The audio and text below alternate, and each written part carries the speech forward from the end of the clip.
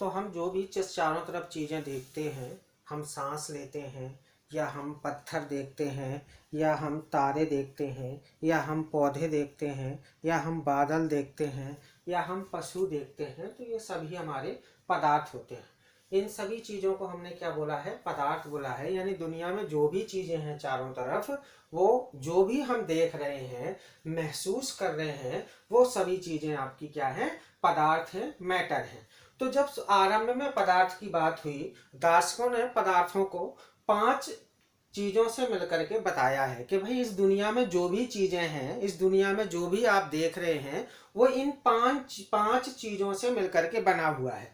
यानी वायु से, अग्नि से, जल से, धरती से और आकाश से। इन पांचों चीजों से मिलकर के जो चीजें बनती हैं, उनको प्रारंभिक दार्शनिकों ने, यूनान के वैज्ञानिकों ने इनको पंच तत्व कहा। यानी इस दुनिया में जो भी चीजें हैं वो इन पंच तत्वों से मिलकर के बनी हैं, और उसी को क्या कहा गया? पदार्थ कहा गया। शुरुआत में वैज्ञानिकों ने, जो दार्शनिक हैं, वैज्ञानिक तो खैर नहीं होते थे उस समय पर, दार्शनिक होते थे, लेकिन उनकी जो भी बातें होती थी वो बिल्कुल सटीक होती थी। तो उन्होंने कहा जी इन 5 चीज़ों से मिलकर के जो दुनिया में चीज़ें बनी हैं, जो तत्व बने हैं, वो सारे आपके पदार्थ हैं, जिनको आप देख सकते हैं। बाद में जो 18वीं 19वीं शताब्दी में खोज की गई, तो खोज हुई, तो साइंटिस्टों ने, जिसमें साइंटिस्टों को उनके यौगिक के बारे में पता चला, तत्व के बारे में पता चला, तो फिर पदार्थ का आगे वर्गीकरण किया गया साइंटिस्टों के अनुसार। तो साइंटिस्टों ने पदार्थ को फिर आगे इन पंचतंत्र से मिलकर के ना बना हुआ कहकर उन्होंने कहा जी पदार्थ जो है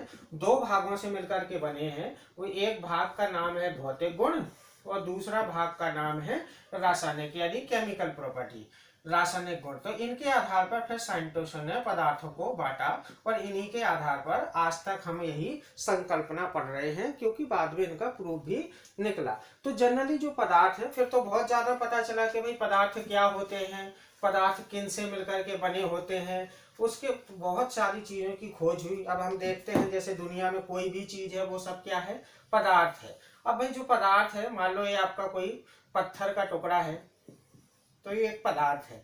अब ये भाई किससे मिलकर के बना है? तो फिर साइंटिस्टों ने बोला कि इस पत्थर के जब हम टुकड़े करते जाएंगे, करते जाएंगे, करते जाएंगे, करते जाएंगे, बहुत सारे टुकड़े करेंगे, तो लास्ट में एक हमें छोटा सा टुकड़ा मिलेगा। वो इतना छोटा टुकड़ा होगा जिसको और छोटे टुकड़ों में विभाजित नहीं किया जा सकता है। तो इसको कण कहा गया, इस छोटे से टुकड़े को कण कहा गया। लेकिन बाद में इस कण को भी विभाजित कर दिया गया, तो इस कण को फिर बाद में परमाणु कहा गया, और फिर परमाणु का फिर विभाजन किया गया। तो परमाणु में फिर पाए गए कि भाई इलेक्ट्रॉन, प्रोटॉन और न्यूट्रॉन 3 अपरमाणिक तत्व होते हैं। फिर इनका भी इलेक्ट्रॉनों में का भी डिवीजन हुआ, प्रोटॉनों का भी डिवीजन हुआ, न्यूट्रॉनों का डिवीजन हुआ। तो कहने का मतलब है फिर तो पदार्थ को बहुत छोटे से छोटे लेवल तक ले जाया गया। तो पदार्थ की अब जाकर के हमारे पास पूरी एक पिक्चर है, जिसमें यह कहा गया है कि भाई पदार्थ क्या होते हैं, ये हमें अच्छे से पता है। पदार्थ किससे मिलकर के बने होते हैं? यानी कण से मिलकर के बने होते हैं। पदार्थ का छोटा सा भाग कण होता है, उस कण का को भी और छोटे टुकड़ों में विभाजित किया जा सकता है, उसको हम परमाणु कहते हैं। परमाणु को भी और छोटे टुकड़ों में विभाजित किया जा सकता है, जिसको इलेक्ट्रॉन, प्रोटॉन, न्यूट्रॉन कहते हैं। इनको और छोटे टुकड़ों में विभाजित किया जाता है, तो प्रोटॉनों, न्यूट्रॉनों और भी इनके बहुत सारे गुण होते हैं। तो हमने देखा कि पदार्थों को छोटे से छोटे लेवल पे बांटा गया है। अब हम पढ़ते हैं थोड़ा पदार्थ की कुछ विशेषताएं होती हैं। जो पदार्थ के जो ये कण हैं, इन कणों की कुछ विशेषताएं हैं। तो इन पदार्थ के कणों की 3 विशेषताएं हैं मुख्यतः, जिसके कारण पदार्थ इतना सारा इसका उपयोग है। तो पदार्थ के जो कण हैं, उन कणों की क्या है? कुछ विशेषताएं हैं। जो पदार्थ के जो पार्टिकल्स हैं, उनकी कुछ विशेषताएं हैं। कौन कौन सी विशेषताएं हैं? तो इसकी पहली विशेषता ये है कि भाई जो पदार्थ के कण हैं वो गति करते हैं। पहली विशेषता ये है कि हमेशा क्या रहते हैं? गति में रहते हैं। तो ये सच बात भी है कि पदार्थ के कण क्या करते हैं? हमेशा गति करते हैं। तो अब आपने देखा कि जो पदार्थ है, पदार्थ या तो द्रव होगा, या आपका ठोस होगा, या आपका गैस होगा, या चौथा टाइप है आपका जिसको आपने प्लाज्मा कहा। तो ये है, तो ये गति करते हैं। अब आप इसी के कारण गति अगर नहीं करते होंगे तो आप देखते होंगे एक बाल्टी जब भरी होती है, उस बाल्टी में आप कुछ नील की पानी से भरी है बाल्टी, इस पानी से भरी हुई बाल्टी में अगर नील की आपने 2-4 बूंदें डाल दी, नील यानी ब्लू, आपने इसकी 2-4 बूंदें इसके ऊपर डाली, तो आप अगर इसको नहीं भी हिलाएंगे कुछ समय बाद आप देखेंगे कि नील जो है पूरी बाल्टी में क्या हो जाती है, फैल जाती है। तो क्यों फैली है, इसका मतलब ये है कि जो ये पदार्थ इसमें भरा है जिसका नाम है वाटर, जो आपका क्या है, द्रव है, इसमें इस द्रव में द्रव जिससे मिलकर के बना है वो कण है, क्योंकि हर एक पदार्थ कण से मिलकर के बना है, तो ये द्रव यानी पानी भी कणों से मिलकर के बना होगा। तो ये, और दूसरी बात, कणों का गुण क्या है भाई, कण के गुण जो हैं वो गति करते हैं। इसी कारण जब इसमें नील डाली जाती है तो ये जो ऊपर के जो कण हैं वो धीरे धीरे नीचे आते हैं और नीचे के कण ऊपर जाते हैं, और इस प्रकार ये नील चारों तरफ पूरी बाल्टी में फैल जाती है। तो इससे पता चलता है कि पदार्थ के कण जो हैं क्या करते हैं, गति करते हैं। दूसरा इनका उदाहरण है कि दूसरा इनका गुण है कि भाई पदार्थ के कण जो हैं ये गति मतलब मोशन में होते हैं, पदार्थ के जो कण हैं वो मोशन में होते हैं। दूसरा इनका है, इनमें आकर्षण होता है, पदार्थ के कण आकर्षित होते हैं, आकर्षण बल होता है,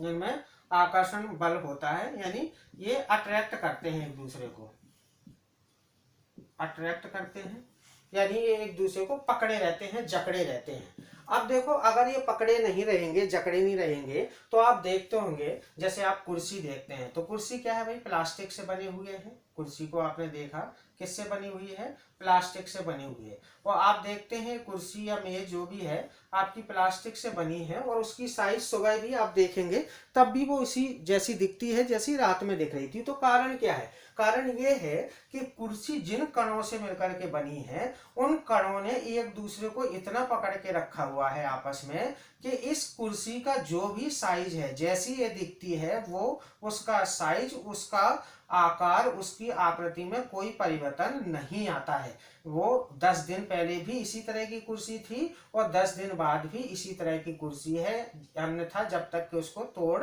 ना दिया जाए। तो इसका मतलब कि पदार्थ कुर्सी के जो कण हैं वो एक दूसरे को इतने जकड़े हुए हैं कि वो एक दूसरे को छोड़ने को तैयार ही नहीं है, इसलिए जो है कुर्सी अपनी उसी आकृति में रहती है जैसे वो पहले थी। तो दूसरा पदार्थ का गुण ये है कि पदार्थ के जो कण हैं वो एक दूसरे को क्या करते हैं, आकर्षित करते हैं या एक दूसरे को पकड़े रहते हैं। तीसरा पदार्थ का गुण ये है कि पदार्थ के बीच में रिक्त स्थान होता है। तीसरा गुण ये है कि पदार्थ के जो कण हैं उनमें क्या होता है, रिक्त स्थान होता है। रिक्त स्थान का मतलब है कि पदार्थ के कणों के बीच में स्पेस होता है, पदार्थ के कणों के बीच में क्या होता है भाई, स्पेस, एक खाली जगह होती है। अब इसका क्या उदाहरण है, पदार्थ के कणों में स्पेस होती है, तो आप देखते होंगे कि आपने एक गिलास पानी लिया,